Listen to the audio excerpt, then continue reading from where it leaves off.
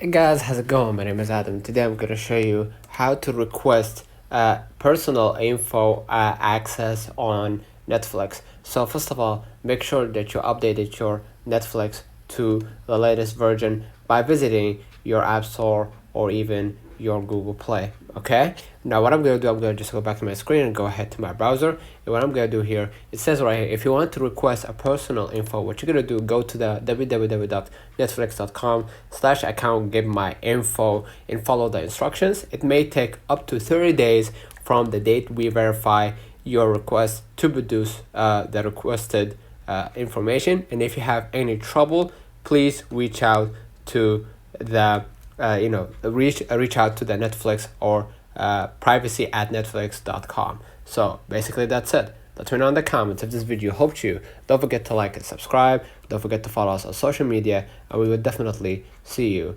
in the next one.